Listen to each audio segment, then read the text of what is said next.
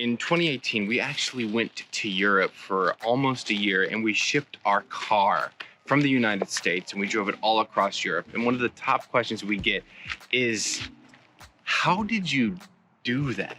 The truth is, Hannah, my wife, did it all, and I have no idea how she did. So we thought it'd be fun for me to actually interview her and answer that question.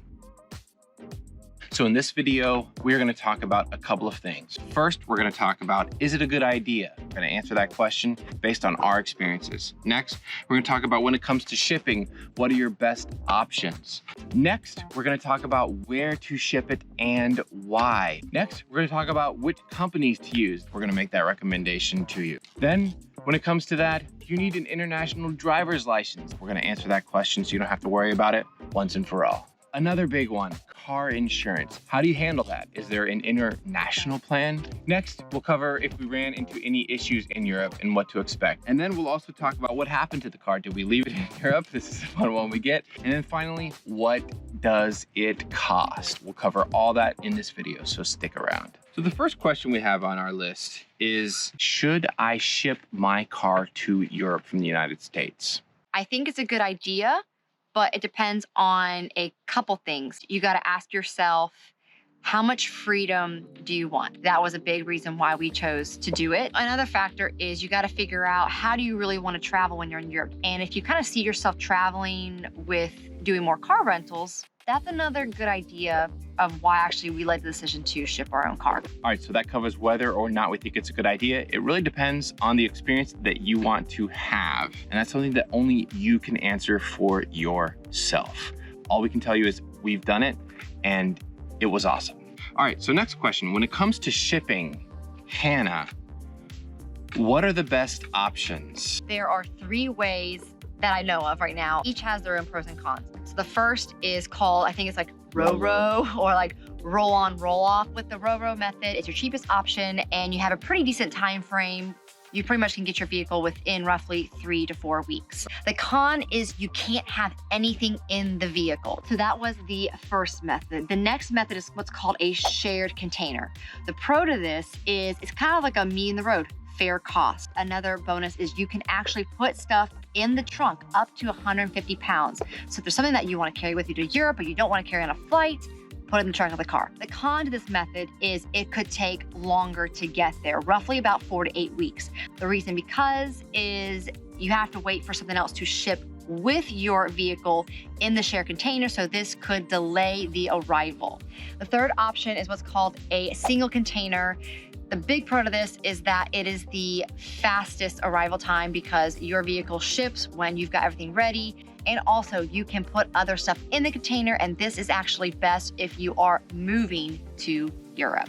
The con to this is that with all that freedom and stuff is the price tag. You're gonna pay a pretty penny to have your stuff shipped exactly when you need it shipped.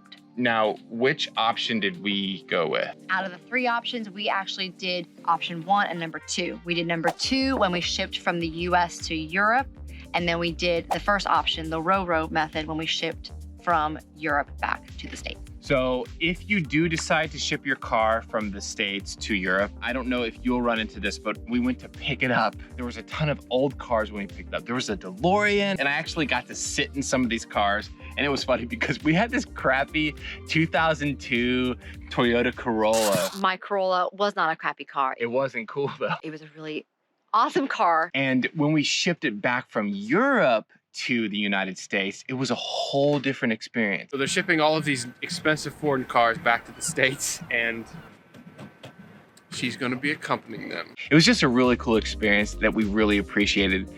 So you might have that experience as well when you pick up and drop it off. Next, where did we ship it to? So if someone were to ask you, hey Hannah, which city should I ship my car from and to? Which cities are they? So you've actually got a lot of options, and the sites actually provide different port-to-port destinations. We actually shipped from Savannah, Georgia to Le Havre, France. The best location for you in the United States is going to be dependent on the situation for you. So you need to look that up. But if you want to save on taxes, we recommend Le Havre, France. And then back to the United States again, which city would you recommend? Going back to the States, we shipped our car from Southampton, UK to New York City. Now that you know the locations to ship in or out of, coming back or to, which companies do you recommend people use to ship their car? I actually use 4 different companies.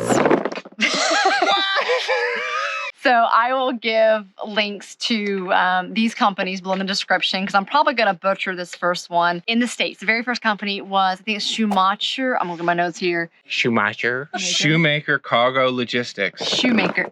Does not look like Shoemaker. That was the first company I used from the US and getting that prep to go to Europe. So then it goes to the port in France, and that was Velour Logistics. And then we were getting ready to ship our car back to the States. The European port that I used was called Auto Shippers International. And then the US port that we used to receive the car when it was coming back to the United States was Pride International. So we recommend any of the ones that we mentioned, and we'll put links in the description below, but just know that we can't, it's not like a copy and paste thing. It's gonna be dependent upon your location. Next question is, do you need an international driver's license? Did we even need an international driver's license? How did that work? Like, I don't. So technically speaking, yes, you need one. But did we actually use ours? We didn't. It's recommended, honestly, to have in countries that don't speak English because they need to be able to transcribe your international driver's license. She meant translate. We did get international driver's license, and honestly, I recommend doing it because it was only like 20 bucks a piece and we got it quickly at AAA. Okay, so now that you know about the international driver's license situation and what you need to have to be able to drive successfully in Europe, how about car insurance? Like the States, you also have to have car insurance. I actually used a company in Germany called Tour Insure. It was honestly super easy. I'm gonna link it below in the description so you have full access to that. All right, so now that you know about car insurance and that yes, you do need it and where we recommend going to provide that coverage for you, let's talk about issues. What can you expect as an American driving your car in Europe? So if you come from a state that does not require a license plate in the front, get one. Yeah, get one. Whenever we crossed a border, we always got a weird look. And honestly, they were looking for a license plate on the front of the vehicle. So we were going through a checkpoint in France and this French guy was like, "You have no license plate on your front. You need to have it." And we were like, "Yeah, you know, we're from Florida. We don't really put license plates on the front."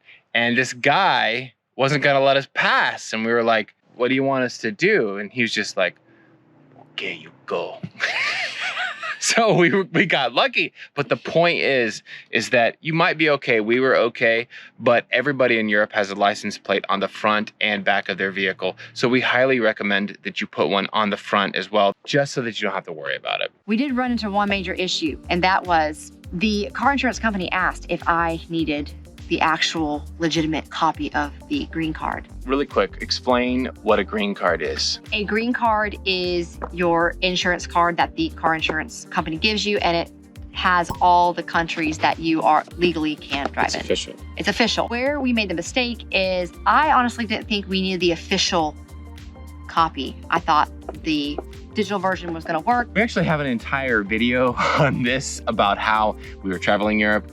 You plan and plan and plan, and this is something that we missed. You can't know everything, right? So we recorded a whole video on that. If you want to know what that was like, it ended up being a great experience, but just go ahead and check out that video. I'm sure Hannah will put a link here, here, here, or here. So the next question is, what happened to the car?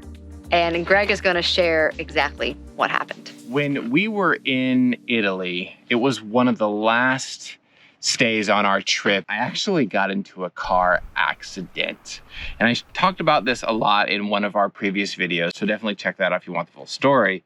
But essentially what happened is, because it was kind of wishy-washy or a gray area with the insurance, and we were in the States by the time we claimed everything, and the way that the European insurance works is a lot different than the way that it is in the States. Technically, there was no record that the accident ever happened. So what we did is we shipped the car back to the United States. We drove it around for a year and a half during the pandemic, and we bought this beautiful truck that you see behind us because we built our own tiny house and used this truck to tow it around the United States. We have another video on that, so I'm sure Hannah's gonna link that as well. But we ended up giving the car to my brother. My car lives on. It's not in a junkyard. So we are so grateful that we were able to do that. Now that you know what happened to the car, the last question that we know you are dying to answer is, how much did it cost? And honestly, I have no idea. So Hannah, take it away. Since we're talking numbers, to give you the exact cost, I want to go ahead and jump over and just do a little screen share. Now that I'm in my slide deck, let's go ahead and quickly go over what it costs. Okay, so from the US to Europe, we have our shipping cost right here. Then we have an extra cost. This was for a car pickup. Our car was in Florida, but since it shipped from Savannah, Georgia, we decided to have a driver pick up the vehicle versus us driving it to Savannah, Georgia. So this cost is dependent on your situation. And then we had the destination cost, which was about $578. And this was the total cost to have our car shipped from US to Europe. Now let's go into the cost of what it was when we shipped our car back to the US. Here is our shipping cost. This was, again, our destination cost. And this was an option. We decided to pick up our car, but this is what it would have been if we chose to have our car delivered to a specific address. Again, this is optional. Our total cost is right here. Now let's go into the total shipping cost. Altogether, it was $4,600. Now we do need to go over the cost of our insurance. This was the total cost. It came out to this amount per month. Now we're going to go into the total cost of what it cost us to travel around in Europe for 10 months using our own vehicle. Total cost is $597 a month, which comes out to $20 a day. Now I ran the numbers and I could not find a car rental and get it around this price. So that was a big decision of why we decided to ship our own car and drive it around Europe. Now remember, these numbers overall, they're just estimates. I can't guarantee that these will be your cost. However, you can use these costs in deciding whether or not you want to ship your vehicle and drive it around Europe. Now remember, this does not include ferry crossings or gas, but if you had a car rental, you would pay these costs anyway. So that's just something to keep in mind. How did I get those numbers? Pretty simple. I just use this formula, shipping cost plus car insurance divided by the months that you are in Europe.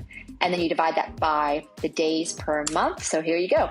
Shipping cost, car insurance, Europe for 10 months divided by about 30 days. And that's how I got the $20 a day. Cannot beat this price to give you ultimate freedom driving your own vehicle in Europe. We were in Europe for 10 months. And the one thing that I wanted to see, we missed. We could not experience winter in Europe, and it killed me. We are going back to Europe for Christmas time. But there's one thing we aren't doing this time around, and we are definitely not shipping our truck. It's too big. Subscribe to follow the journey, but don't forget to live your own adventure.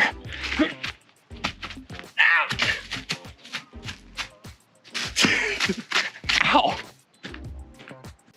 We took the Corolla to Europe. It was already a tank. Could you imagine taking this thing? This is an actual tank. It's got an 8-foot bed. It's taller than I am. This truck would never work in Europe. Do you like my hat? This hat is terrible. It is so ugly. We need to change it. We need a new one. We need suggestions. So please, if you have any suggestions for this hat, because it is a flopsy mopsy. You see, it is, I look so stupid. So I need suggestions.